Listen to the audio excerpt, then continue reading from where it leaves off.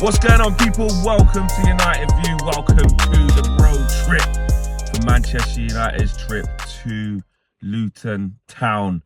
Kenilworth Road. The Kenny. Yeah? Dogfight incoming. Dogfight incoming. Forget the last few games now. Yeah?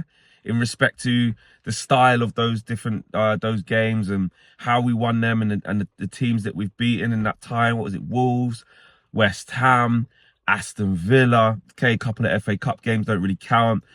Then you have this type of game, Luton. And any team who's gone to Kenilworth Road this season, barring Sheffield United, actually, which is weirdly, but you get the drift, has had a really difficult game. A tough, physical, horrible afternoon. And you can see there on the roof of the car, it is horrible today. Yes, it's got that written all over it. I've woken up today and earlier on I was just looking at the weather, and even now at the time of recording this, it's gloomy, it's dull, it's wet, it's windy. Yeah, proper Kenilworth Road day. Proper Kenilworth Road day. And if we think that we can just rock up there, yeah, shorts, socks pulled up high, you know what I mean? What we're going to be playing, probably going to be playing in the white kit today because they play in orange. You know, white kit, and we think we can come off of there with a white kit and not get our hands dirty or our sleeves dirty or our shorts dirty, yeah? Or not have to pull up our sleeves and work our asses off. Then we got another thing coming. Dogfight incoming, and we have to match that intensity. Now, listen, Ten Hag's right. Eric Ten Hag's right in terms of you have to try to treat this as much as a normal game as possible. If this was like a FA Cup game or, you know, one of them, well, yeah, one of them types of games, or a League Cup game whereby you go to, you know, one of these smaller, tight, compact grounds against a team that, you know, it's a bonus if they beat you. It's like that. You got to be on your guard. The giant killer, as they say. However, I'm going to give Luton more credit than that. Because they are actually in the Premier League and they are competing in the Premier League every week. Yes, the results and the table says that they're struggling, which on one hand they are. They've got one win in the last 5. They're near the relegation zone for a reason. However, as we've seen, that doesn't tell the full picture, because anyone who's watched games against Luton this season, or games that Luton have been involved in, is they make you work for your win. I've seen very few, apart from the first few games when they were trying to get going under Rob Edwards in the Premier League.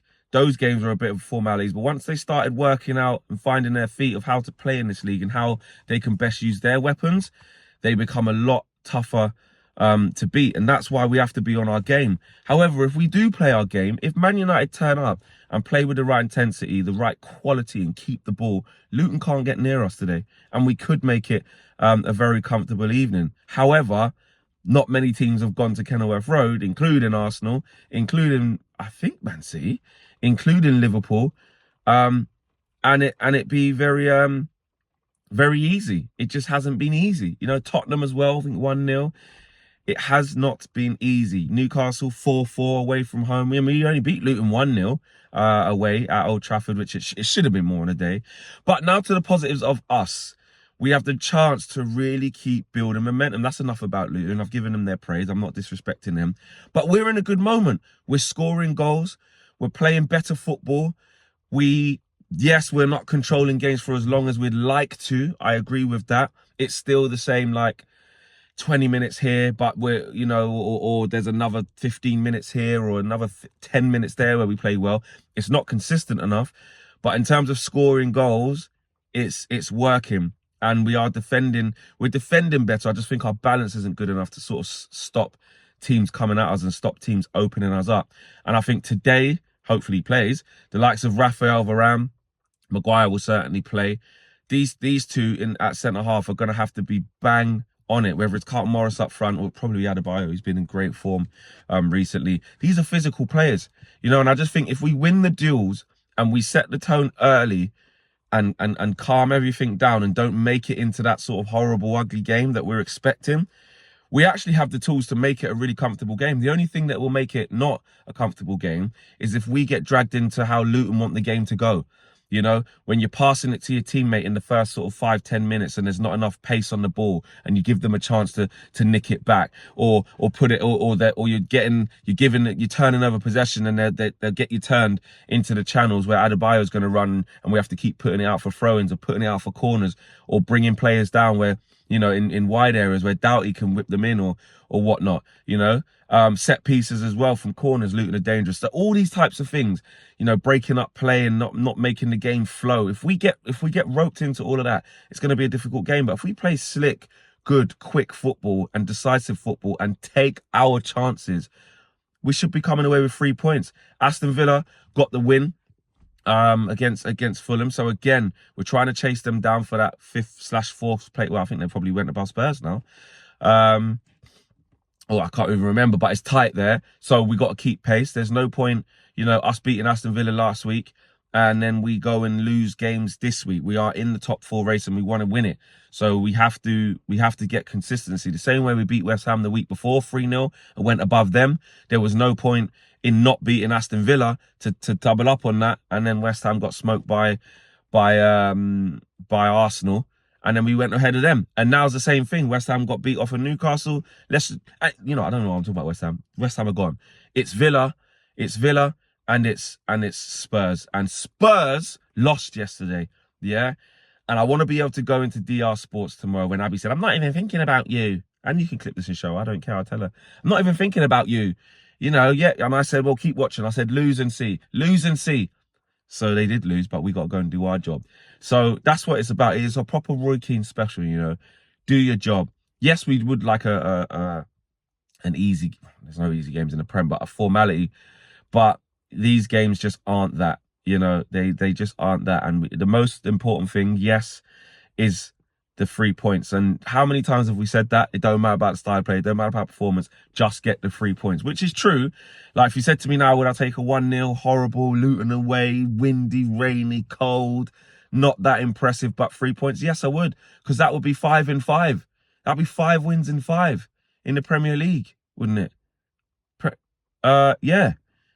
What is it? Wolves, West Ham, Villa. Oh no, it'd be 4 in 4. Sorry, it'd be 4 in 4, which for us is not normal.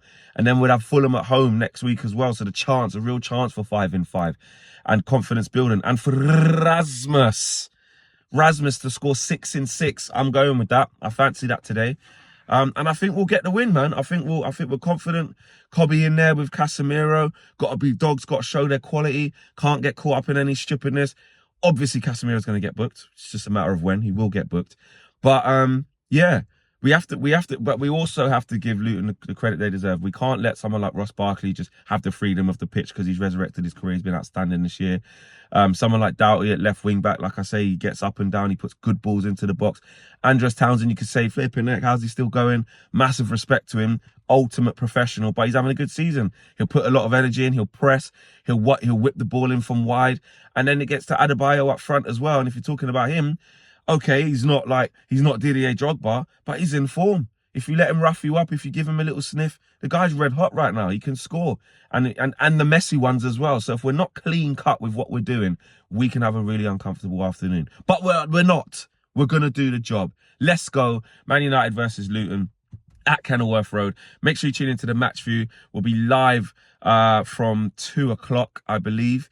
Get in there with Owen. You'll have all the pre-match build-up, everything you need, your one-stop shop to everything Manchester United. Then cross over to the studio with myself, KG, and the guys down there at UVHQ. And then the full-time view afterwards. Call in, members get in and have your say. And obviously the reaction from UVHQ as well. So don't go anywhere. Man United, big game. Chance to, I don't even know what's the chance to do. Chance to cut the lead down to 3 points, isn't it? With Spurs, we have to take it. A win is all that's acceptable. Smash a like on this video. Give me your predicted lineups and get involved in the chat. Actually, before I go, I didn't even do my predicted lineup. With problems with Wan-Bissaka and maybe Luke Shaw, I'm going to gamble. I'm going to say Luke Shaw makes it. I'm with Owen. I'm going to say Luke Shaw makes it. It'll be Harry Maguire and Varane, Dallo, obviously Onana in goal. He's doing well at the moment. Same midfield, same front three. No changes. There you go. I'm out of it. Peace.